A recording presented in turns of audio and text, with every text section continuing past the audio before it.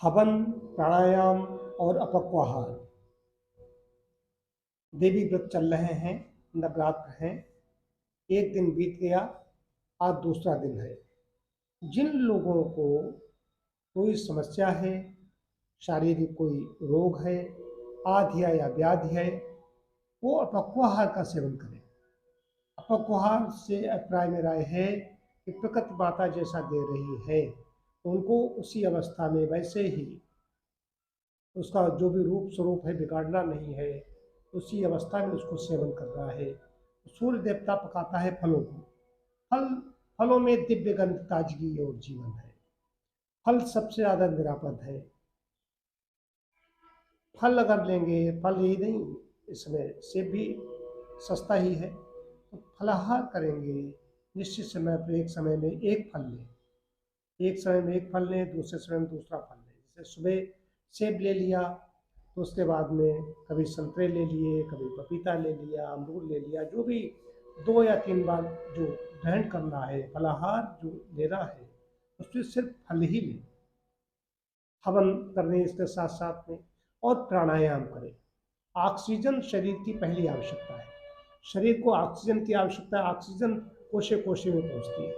और इधर फलाहार करेंगे, ये शोधक आहार है। इससे आंतड़ियों की अच्छी तरीके से सफाई होगी।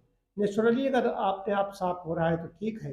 रुग्णावस्था में पेट साफ भी हो गया है, तब भी वस्त्रकर्म या एनिमा लेना आवश्यक है, उससे और ज़्यादा सफाई होगी। मैं एक बहुत बड़ी अनुभव, अपने स्वानुभूत बात बता रहा हूँ। अपक्वाहार का बड़ा महत्व है। अपक्वाहार, मैंने विनोबा के आश्रम की बात बता रहा हूँ। डॉक्टर शरण प्रसाद नेचुरोपैथी के जाने माने हस्ताक्षर, बहुत बड़े नेचुरोपैथ, तो वो उनके यहाँ सेवाएं दे रहे होंगे। एक महिला थी, शायद पाकिस्तान की थी या कहीं किसी अन्य देश की थी। उसको ब्रेस्ट कैंसर हुआ, ब्रेस्ट निकाला गया।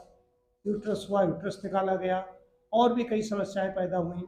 उसके बाद में उसकी एक हाथ, बिल्कुल एक पूरी बाह, कंधे से लेकर के हाथ तक सब शून्य पड़ गया, और उसकी हालत खराब हो रही थी।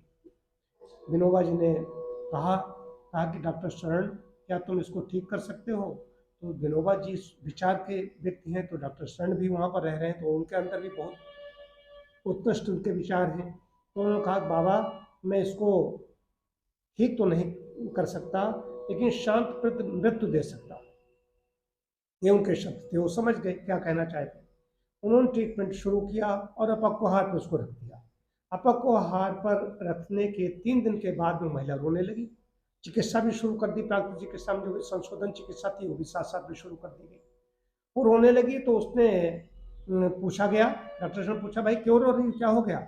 उसने कहा कि मेरे प्रसन्नता के, खुशी के आंसू हैं कि मेरी बाह ये वापस आ गई है, मेरा हाथ वापस आ गया है, जो हमें पता ही नहीं, आभास नहीं हो रहा है। ये है प्राकृतिक चिकित्सा, ये है अपक्वाहार। अपक्वाहार, जिनको बड़ी बीमारी है वो संशोधन चिकित्सा चलाए, और जिनको छोटी मोटी बीमारी है अपक्वाहार से ही चली जाएगी।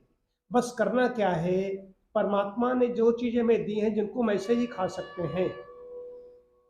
खीरा कच्चा खा सकते हो, अब आलू कच्चा नहीं खा सकते। तो जो चीजें कच्ची खाई जा सकती हैं, तो उसमें फल सबसे अच्छे हैं। फलों में चाहे खट्टे फल हैं, चाहे सेब है, अमरूद है, ऐसी चीजें हैं। इनका सेवन ज्यादा से ज्यादा करेंगे तो अंदर जा करके शरीर के, हमारे प्रकृति के अनुकूल है। ये सुपाच्य होते हैं, ये गरिष्ठ नहीं होते हैं, तो ये डाइजेस्ट भी हो गए, अंदर इसका अवशोषण भी होगा, और मल विसर्जन भी ठीक तरीके से होगा।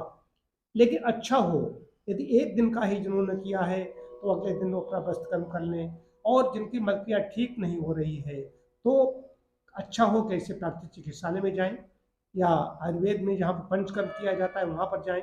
संशोधन चिकित्सा चलती रहेगी तो रोग में बहुत ज़्यादा लाभ होगा। और जो स्वस्थ हैं उनके लिए भी अपक्वाहार बहुत अच्छी चीज़ है।